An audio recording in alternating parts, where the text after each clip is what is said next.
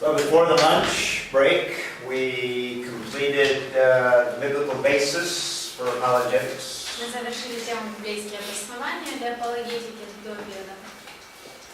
And this afternoon, we want to look at the evidence that we can present. И сегодня после обеда мы будем разбирать доказательства, которые мы можем предоставить людям. In other words, this is the data that you need to know to be able to use in apologetics. Другими словами, это та информация, которую вам нужно знать, чтобы вы могли пользоваться ей в апологетике. And now that you have a new outline sheet, we completed that other one, and И у вас we're using this one this afternoon. новая распечатка тоже есть уже по этой теме.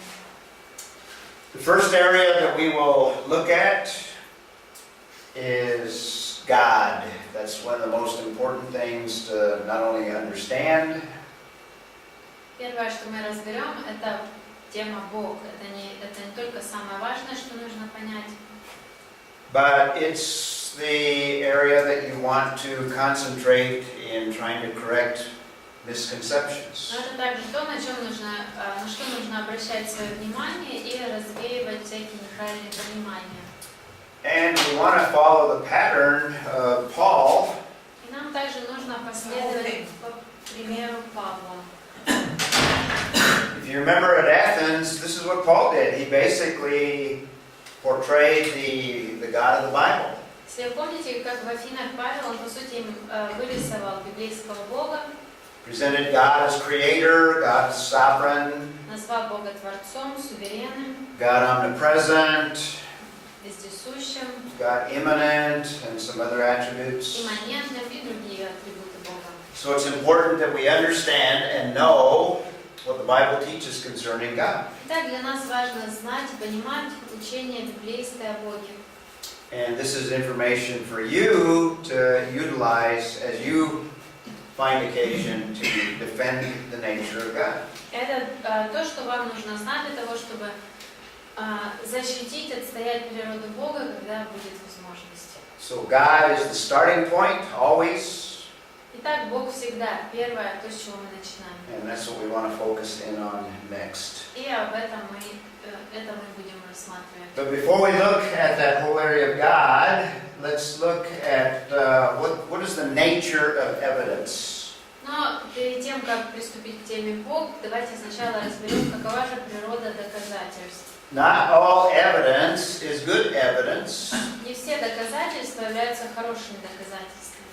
And there is some evidence that is better than other Одни evidence. доказательства лучше других. So you need to weigh the value of evidence. Итак, вам нужно уметь взвесить, оценить And качество. depending on the situation, different evidence will be more effective than other И evidence. в зависимости от ситуации, одни доказательства будут ценнее других.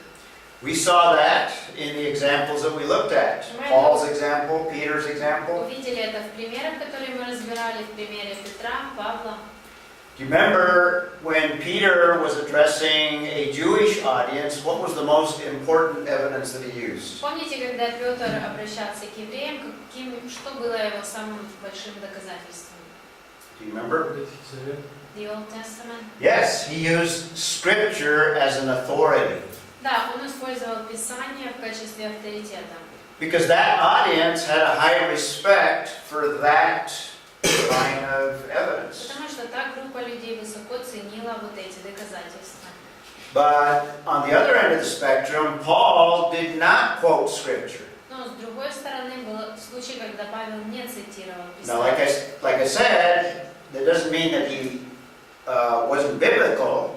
Как я уже вам говорил, это не означает, что то, что он говорил, было не библейским. He communicated the God of the Bible without using Scripture. Он описал библейского Бога, не используя Писание. So he didn't compromise the message, he just used a different approach. Итак, он совсем не пошел на компромисс, а просто другой подход использовал.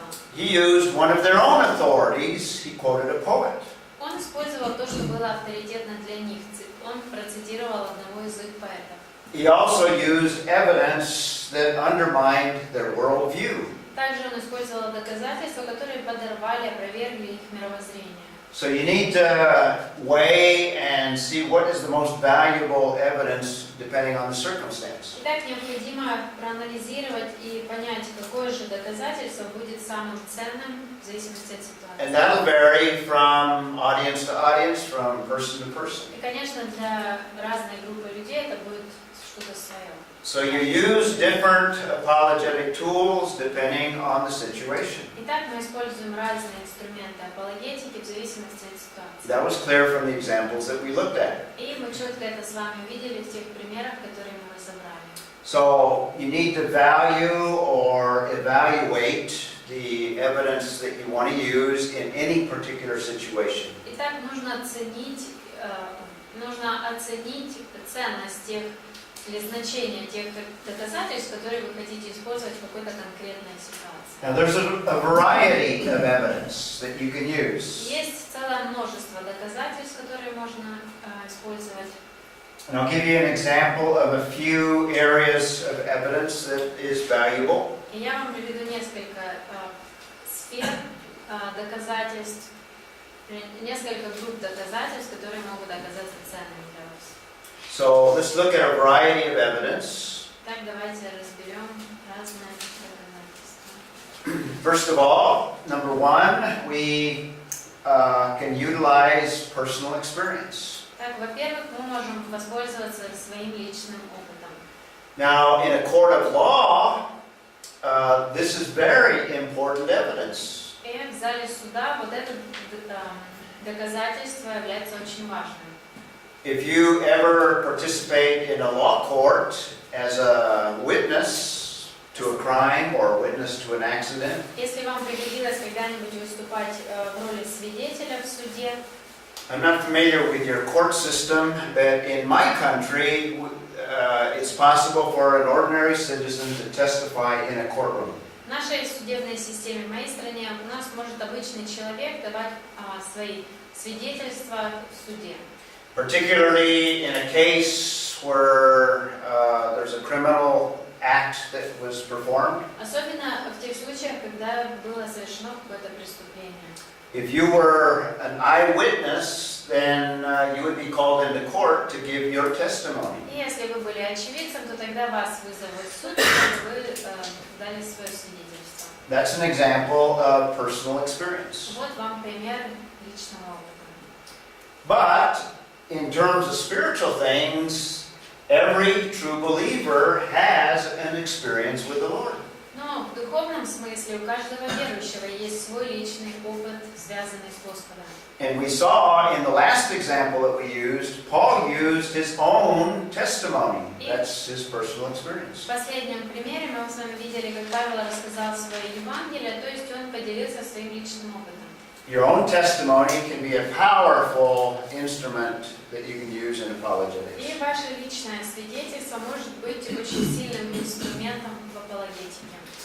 Secondly, another line of evidence is just argumentation, logic, presentation of ideas. Еще одним доказательством может стать какие-то логические заключения.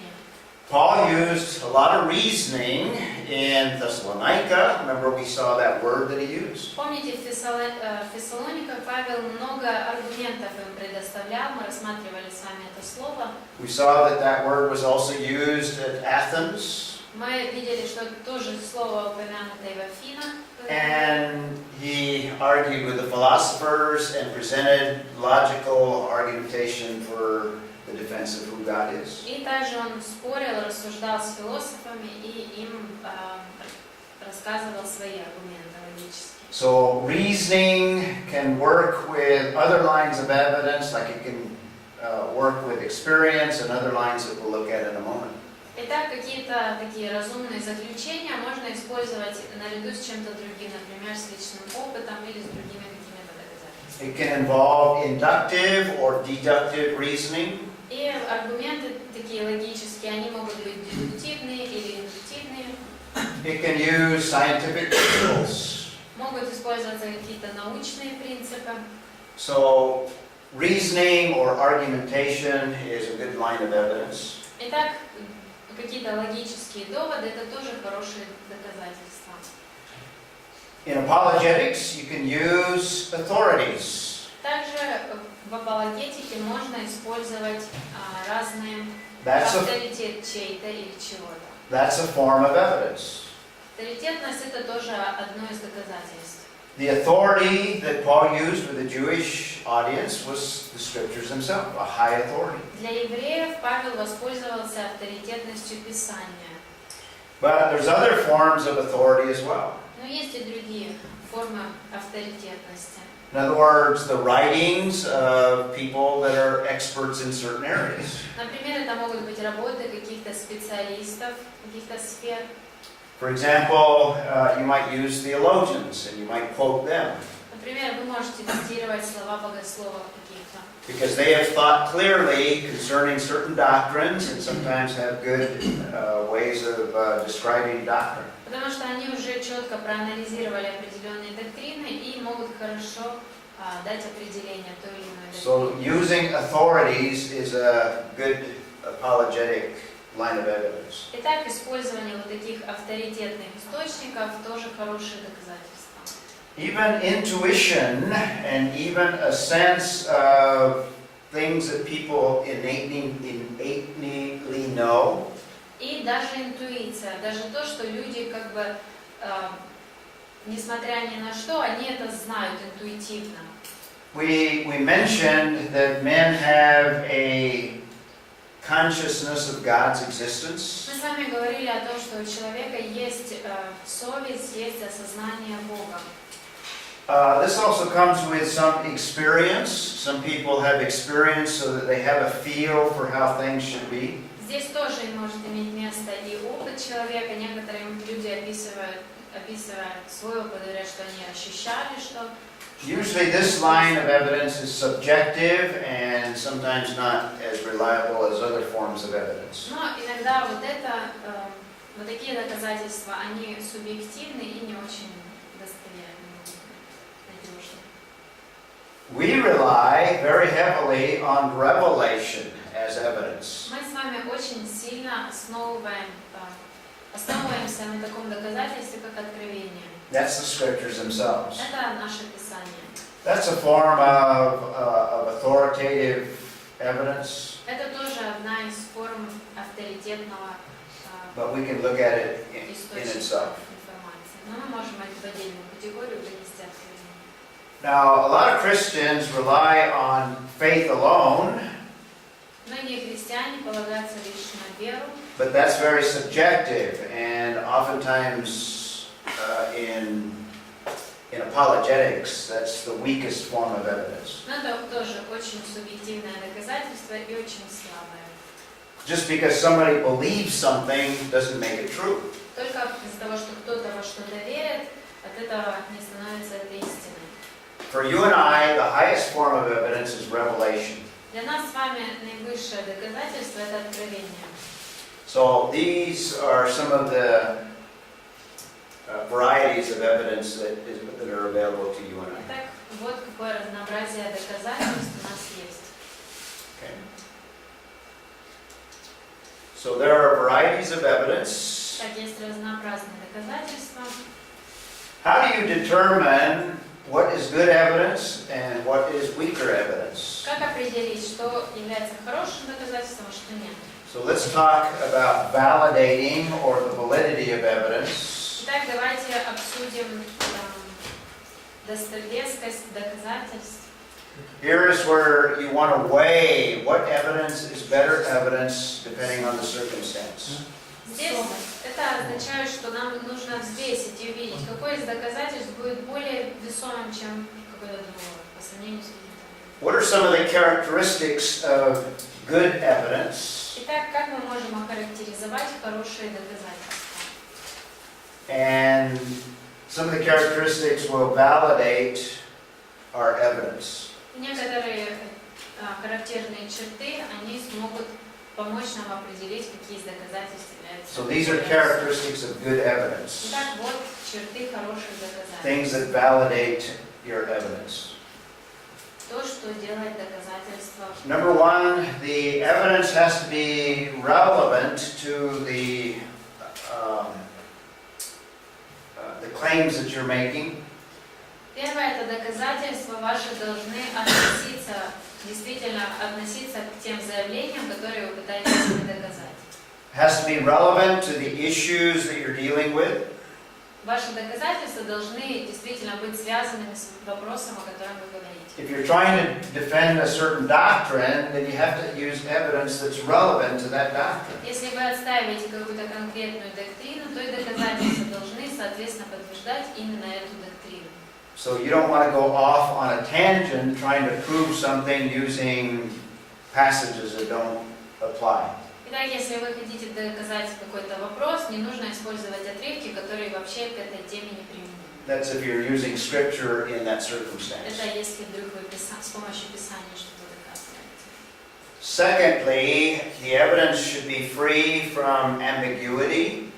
In other words, it should be clear, Также clearly related. ваши доказательства должны быть максимально однозначными, чтобы не было чего-то непонятного в них.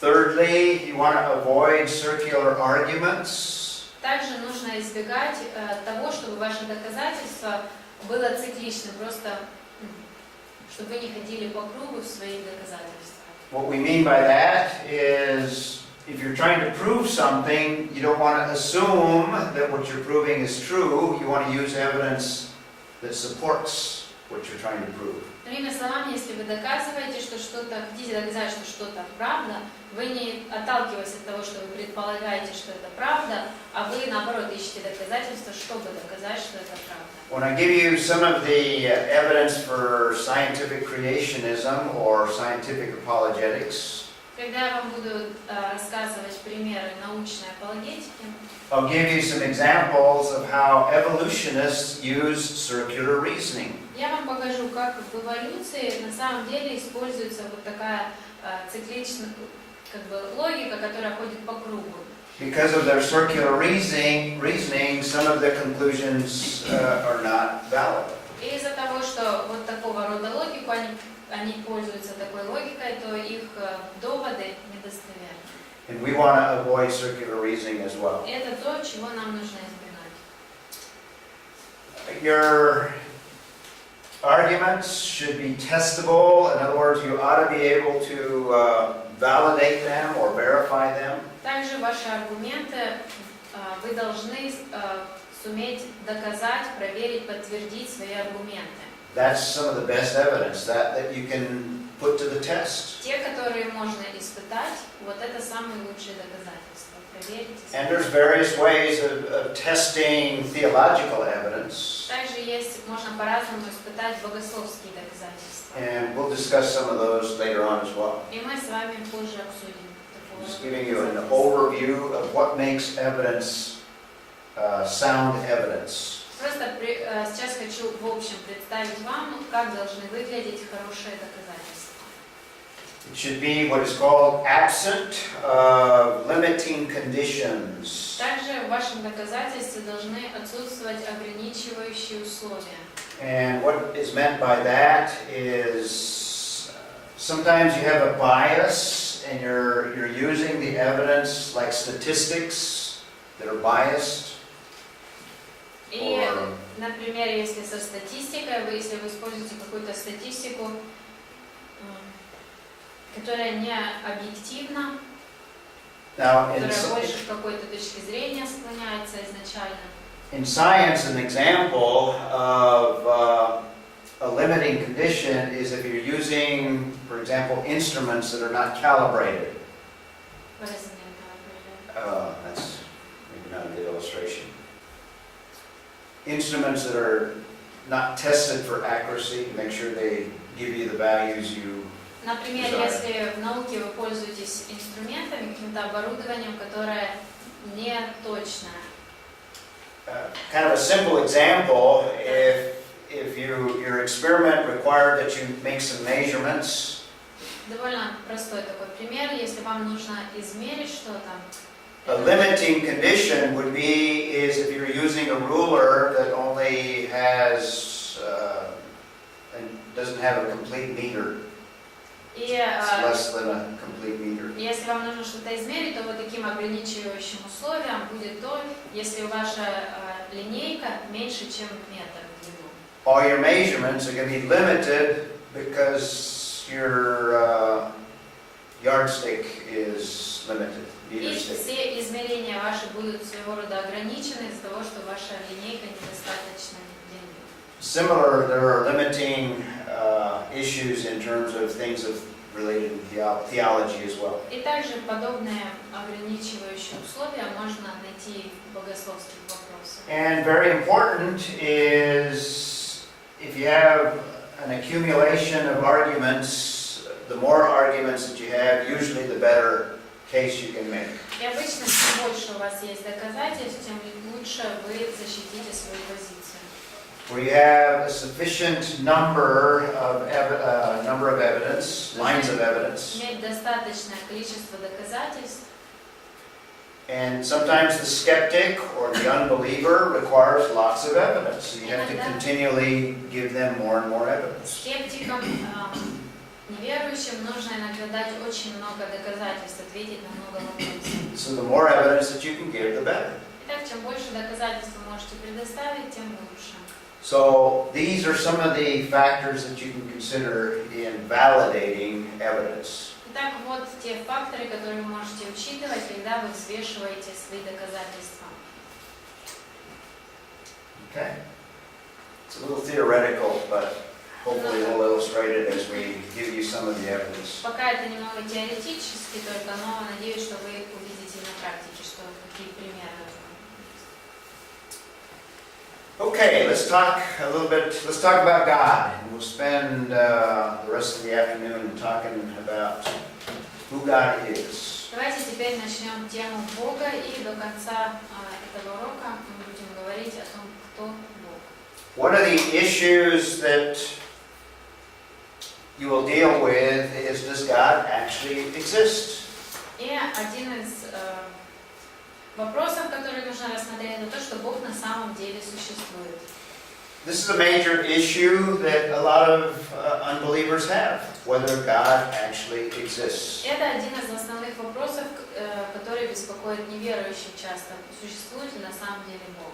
Now, what I'm going to share are some of the arguments that have been used historically. И я расскажу вам некоторые аргументы, которые исторически используются, to defend the existence of God. чтобы защитить факт существования Бога. But in reality and on a practical level, personally, I don't see a lot of value in these, but I share them because you read them in apologetic books. И я вам их рассказываю, потому что это известные аргументы, которые приводятся, но я лично, например, не вижу особой ценности ни в одном из них. In fact, I have not heard of too many people that trusted Christ as a result of these arguments, to be honest with you. И если честно, я даже не слышала, что так уж много случаев, что кто-то уверовал благодаря вот таким аргументам. But since this is an introduction to apologetics, I think you should be familiar with these arguments because they have been used in church history. Но поскольку это введение в апологетику, я хочу, чтобы вы все-таки знали основные вот эти аргументы, которые использовались на протяжении истории церкви. And they tend to be somewhat theoretical, philosophical. Они больше философские, теоретические. Now there are a couple of them that I think have more value than others. Мне кажется, что некоторые из них более весомые, чем другие. But like I said, to be honest with you, I'm not sure how useful they are, but I'll give them to you so you become familiar with them. Но, как я вам сказала, я не особо уверен в значении вот этих аргументов. And they're outlined on your outline sheet, so we'll just go over them and explain them. У вас они перечислены в вашем плане, мы пройдемся, покажем. So before we even get into them, another thing we should note is nowhere in the scriptures do the writers of Scripture defend the existence of God. И перед тем, как мы перечислим, я хочу сказать, что в Писании нигде авторы Писания не отстаивают вообще эту идею, что Бог существует. Scripture assumes the existence of God, В Писании предполагается уже существование Бога. without defending His existence. И нет никаких доказательств или защиты факта его существования. And we've already seen from Romans 1 that everyone already has a consciousness of God. Мы с вами в Римлянам 1 уже увидели, что у каждого человека есть осознание Бога. So, given those initial limitations, I guess, Итак, учитывая вот это изначальное ограничение, let's take a look at these arguments that have been presented through history. давайте разберем теперь аргументы, которые выдвигались на протяжении всей истории. So, the first one is what's called the ontological argument for the existence of God. Первый довод онтологический, довод существования Бога. So, we'll go over these somewhat quickly because I don't want to belabor the point. Хочу, чтобы мы быстро прошли их, не хочу особо. I'll give you enough so that you become familiar with them. Хочу только, чтобы ознакомились. And if you're interested in more of them, you can read them in books that present these issues. И если какой-то из них вам особо интересен, вы можете найти информацию и прочитать о нем больше. Okay, first of all, what is the general argument that is made using what's called the ontological argument? Итак, что это за онтологические аргументы? Какая общая идея? Well, first of all, the term comes from the Greek word ontos. Первое само слово происходит от греческого слова «онтос». Ontos is the idea of something that exists or a being that exists. «Онтос» это означает, что что-то существует, существо. And a statement of this view would be an attempt to, deduce the existence of God from the very concept of God.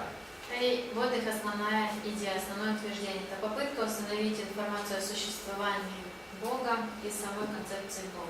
In other words, if you can come up with a conception of God in your mind, Другими словами, если у вас в разуме вообще появилась идея такой концепции Бога, that implies that there must be a God that exists. то это уже подразумевает, что должно быть существует действительно Бог. That, perhaps in its most simplest form, is the ontological argument for the existence of God. Простое объяснение онтологического довода. If you can conceive of an ultimate being, an ultimate reality, Если вы в своем разуме, в сознании можете думать, пришла к вам вот такая идея о какой-то реальности высшей, о каком-то существе высшем, if you can conceive of it, then it must exist. если вот это то, что появилось в вашем разуме, то, скорее всего, наверное, это и существует. So that's the different statement of it. Or Это еще одно that's the объяснение. essential statement of it. Historically, there have been different versions of it, Исторически разные формы принимал этот довод, various views of it. разные взгляды были. It's believed that Anselm, one of the early church theologians, about Anselm, What was in the beginning before and about Could you say it again?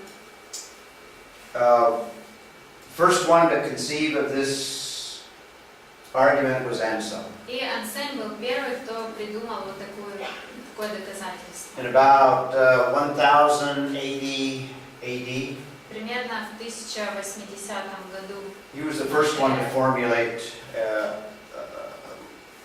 the argument. он первый сформулировал вот такое доказательство. Descartes in the about 1590s, somewhere in that time frame, came up with another version of it. И Декарт в 1590-х годах другую версию представил этого доказательства. And I'll let you look up the details if you're interested in these Если вам arguments. интересны все эти версии, это доказательства конкретные, вы можете сами And there's some objections to it, and those that object feel like it really does not prove the existence of God. И высказывались также и возражения, и среди возражений было то, что по сути это не доказывает никакого существования. In fact, there are no proofs per se of the existence of God. Потому что только на основании вот этого заявления никаких доказательств так и не было предоставлено о существовании Бога. So certainly this one would not prove the existence of God. Итак, вот этот аргумент не доказывает, мы видим, существование Бога. So there's objections to all of these, and this one in particular. И возражения есть, в принципе, к каждому из этих доказательств. So there's the ontological argument. Secondly, there's the cosmological argument. Итак, это был первый, второй космологический довод. I think this one has a little bit more validity, although, like I said, the Bible just assumes the existence of God, doesn't attempt to prove His existence. Это доказательство, мне кажется, более серьезным, хотя, как я сказал, в Библии никаких доказательств не дается. Просто предполагается, что Бог есть. The general argument of this, or the general description of this argument, Общая идея вот этого довода. since the universe or the world exists, you can argue back to where does the world come from. Из-за того, что мы видим, что мир существует, мы можем от этого оттолкнуться и как бы говорить о том, откуда появился мир.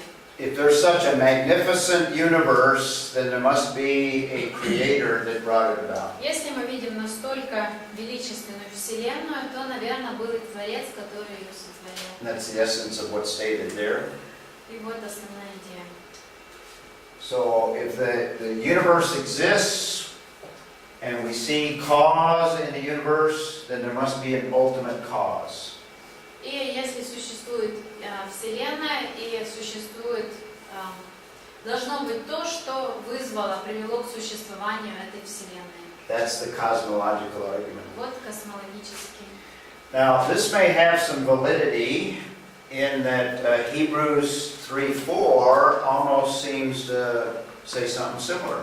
И вот это чуть-чуть похоже имеет какой-то вес доказательств, потому что в Евреям 3:4, мне кажется, похожие слова.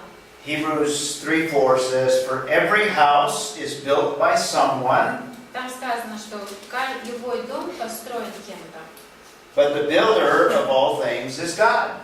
а устроивший все есть Бог. So, since there is a universe full of causes, and everything seems to have a cause in the universe, What do you mean by a cause in this context?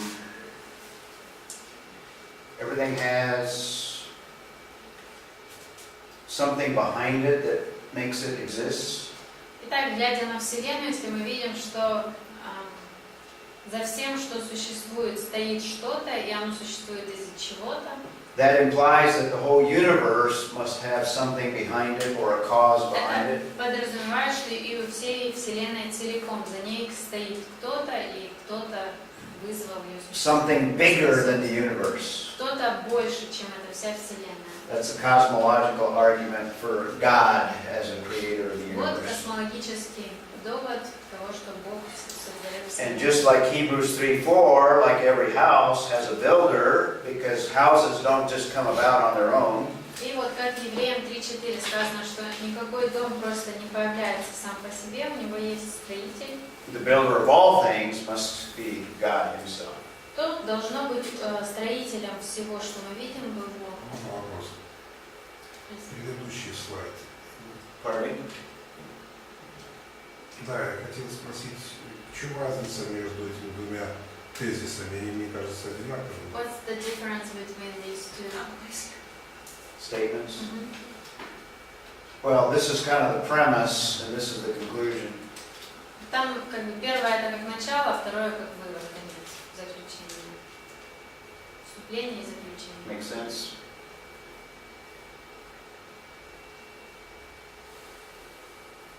Okay? Вот, It's not clear? Непонятно? Да. Not clear? may not be translated well. Может, плохо переведено. Is it translated well, or do you think? It's the same what you said Yeah. several times. Okay. Let's move on then. And again, it takes different forms, Опять-таки, этот взгляд тоже в разных формах был представлен, and historically it's stated in different ways. и исторически по-разному формулировали его. But like I said, I'm gonna go quickly over this. There's an Arab version. It's called the Kalam argument. Есть арабская версия, называется аргумент Kalam, Калам, cosmological argument. тоже космологический довод. But it's similar to the what's called the classical cosmological Но argument. он очень похож на то, что называется классический космологический довод. And there are objections to that argument as well, to this И argument. к этому доводу тоже высказывались возражения. So there's the ontological argument, there's the cosmological argument, Онтологический, космологический there's the teleological и argument. телеологический. The teleological argument, some consider kind of a subset of the cosmological Некоторые argument. считают, что телеологический это один из подпунктов как бы космологического. What is this argument in general? Let's look at it on the Давайте slide. общую идею посмотрим. Teleological comes from the Greek word telos. Телеологический слово происходит от греческого слова телос.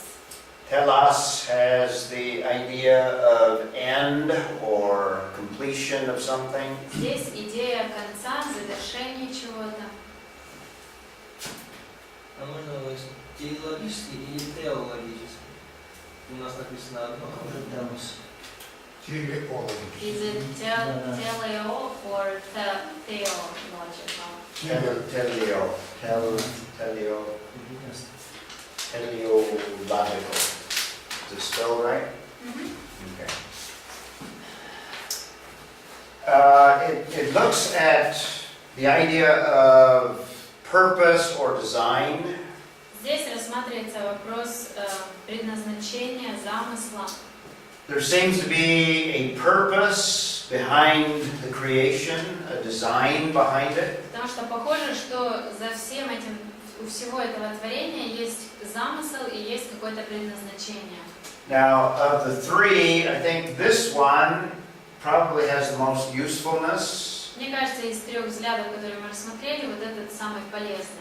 because we can observe design in nature. In fact, I'm going to use some of this concept when we talk about scientific. Потому что Apologetics. действительно мы можем в природе проследить, что присутствует какой-то замысел, дизайн. Also,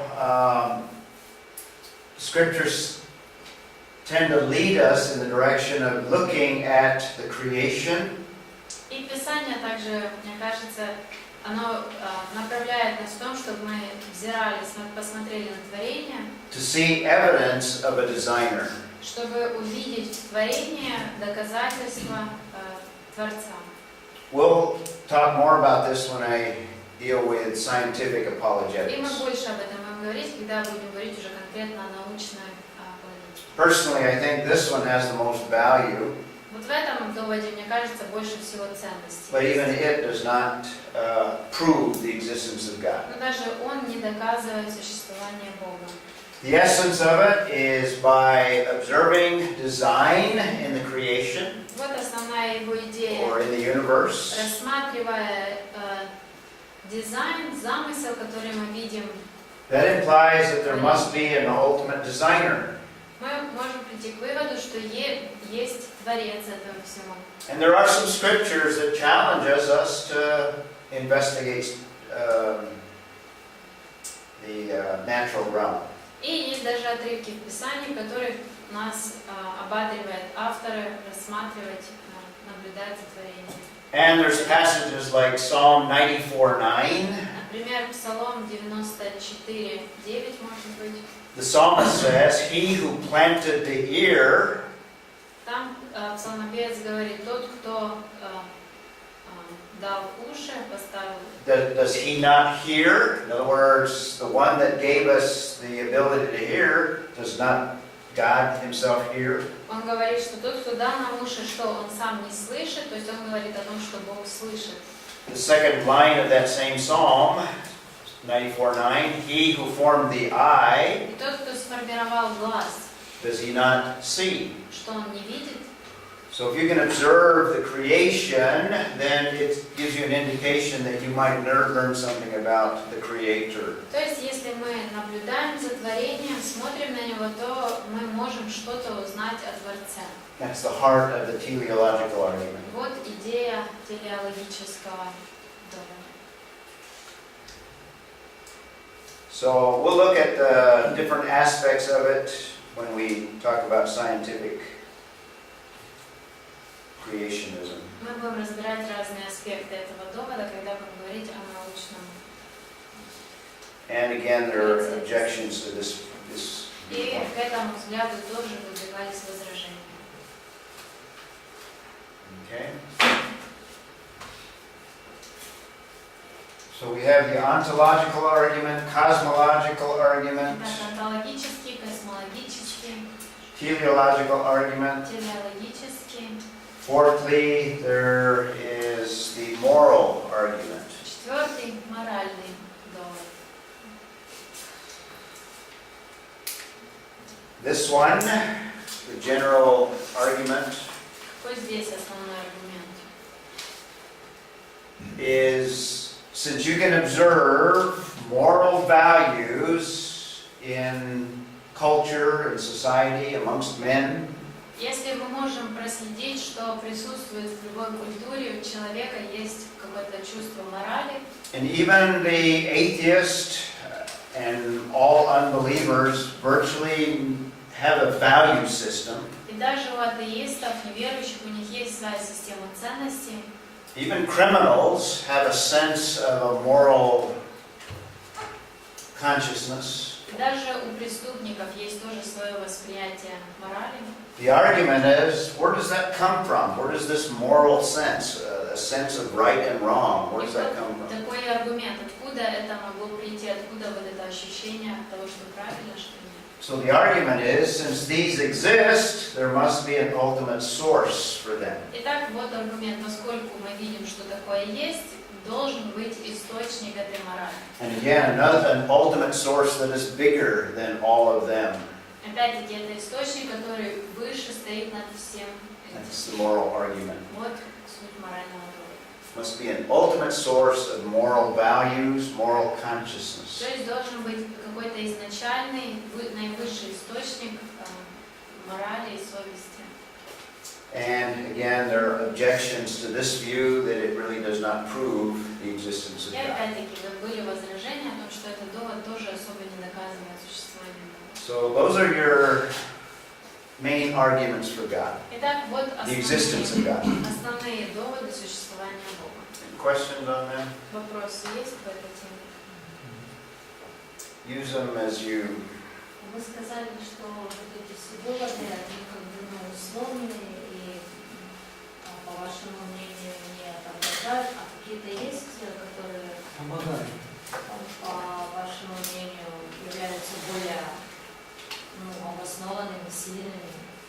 You said that you don't really think that these arguments prove the existence Well, of in God. terms of the unbeliever, I don't know that they serve that much of a purpose. Не уверен, что для верующего они особо достигают необходимой нам цели. But do you know of any that you would consider valuable arguments to prove the existence of God? The closest one would be the teleological argument. Телеологически, мне кажется, самым наилучшим, максимально хорошим. We're not going to use that argument per se, but we're going to look at design and we're going to look at Scripture because Scripture points us and encourages us to look at the creation and what is stated in some of those passages that you can see evidence for a Creator.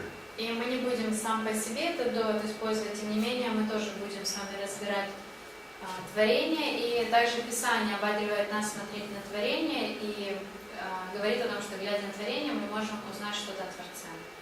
And when we get to scientific creationism, we're going to talk a lot about the teleological argument. И когда мы будем разбирать научный креационизм, мы будем много говорить о телеологическом доводе. How it can be used in an effective way. И о том, как можно эффективно им воспользоваться. The argument by itself, I don't know if it has that much impact. That's the Сам по problem. себе вот так чисто этот аргумент, не уверен, насколько он может повлиять на кого-то. Okay. Any other Всё, questions? Okay. This next one is a big one. Следующий Problem of evil. проблема зла. This one is not an argument for God. И вот эта тема, это не аргумент в защиту Бога. The four above are arguments for the existence of God. Первые 4 пункта это все аргументы в сторону защиты. This last one is the main argument that the unbeliever would use as an argument against God. А пятый аргумент это аргумент, который неверующий пользуется для того, чтобы наоборот опровергнуть существование Бога. How do we answer this problem of evil? Итак, как же ответить на вот этот вопрос проблемы зла? This is probably the biggest argument against Christianity, against the existence of God, against our biblical worldview. Вот это, наверное, самый сильный аргумент против христианства, против Бога, против нашего мировоззрения.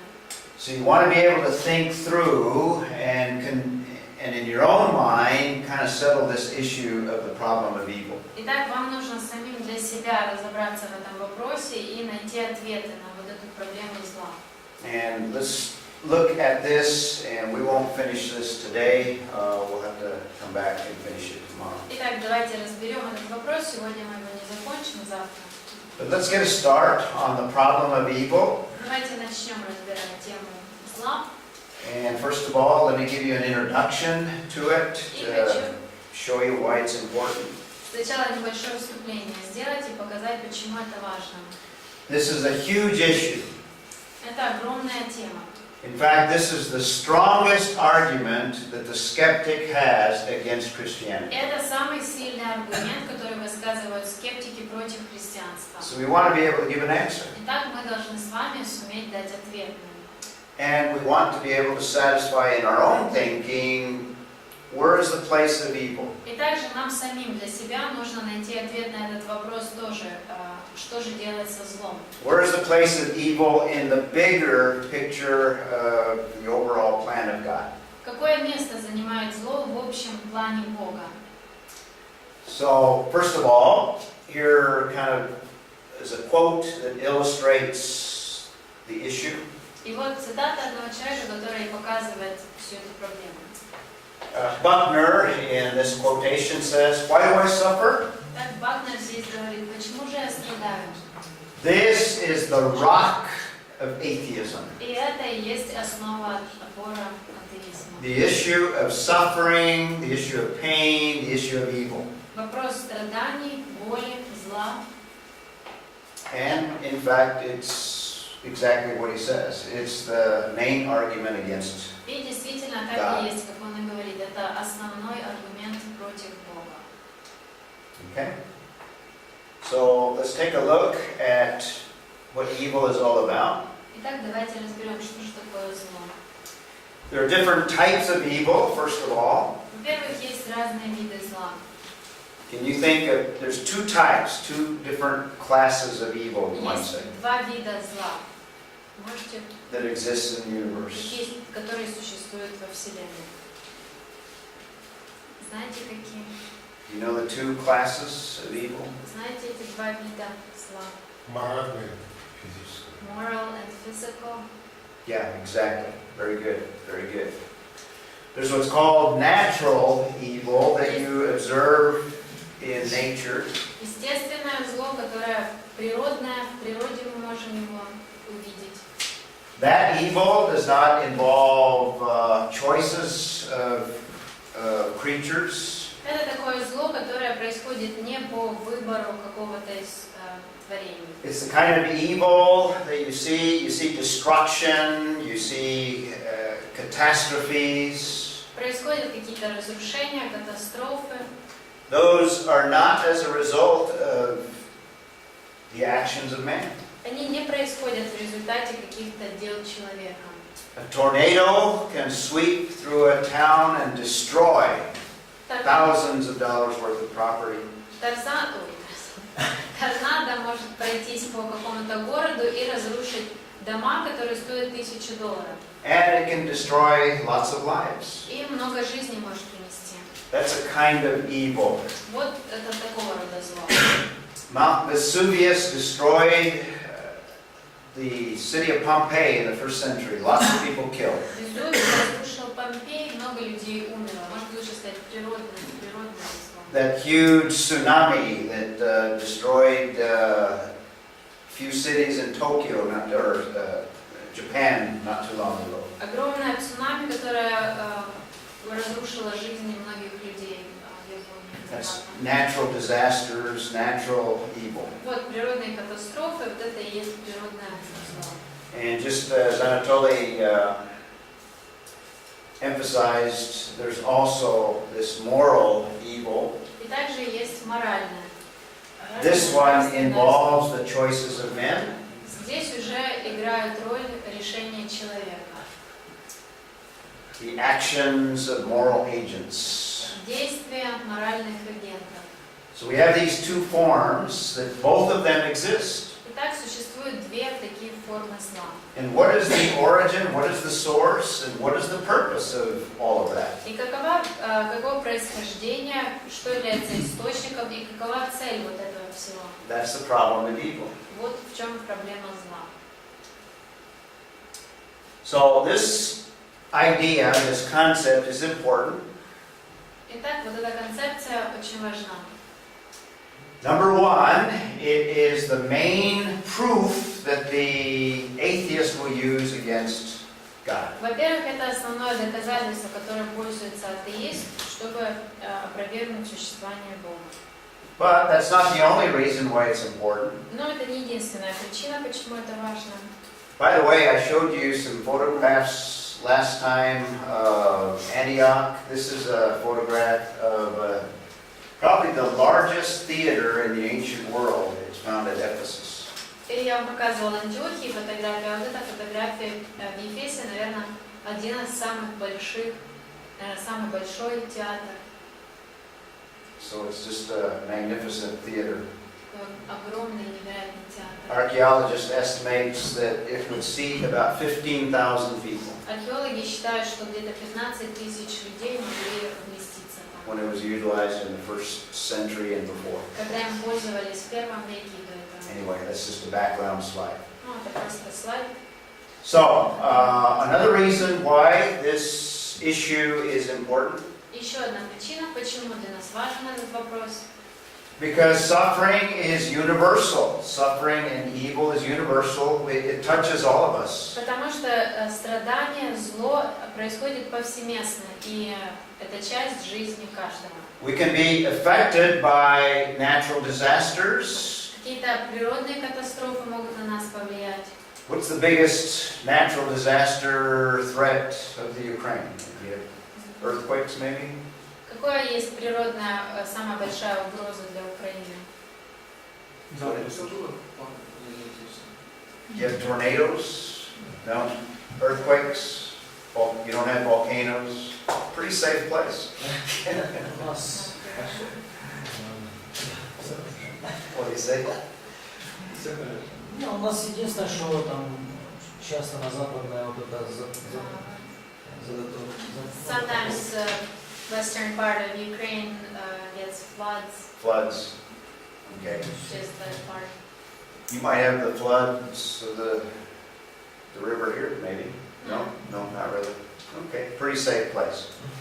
But anyway, we are affected, depending on where you live, by natural evil, but we're also affected by the choices of men. Ну, в любом случае, в зависимости от того, кто где живет, есть разные какие-то угрозы со стороны природы, но также и всем Evil подвергаемся touches злу us all. от людей. То есть зло в жизни всех нас есть, And even our own evil. даже наше собственное зло. So that's the reason why it's important. Итак, вот почему это важно.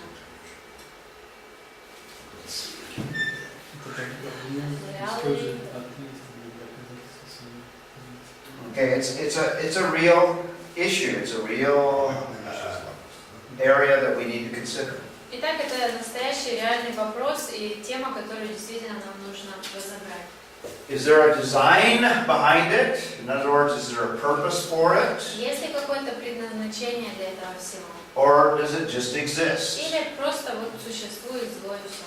In the unbelieving worldview, it's just part of what exists. Для неверующих зло это просто часть существования нашего. In the unbelieving worldview, it always existed and it'll always exist in the future. И для неверующих это то, что всегда существовало и всегда будет существовать.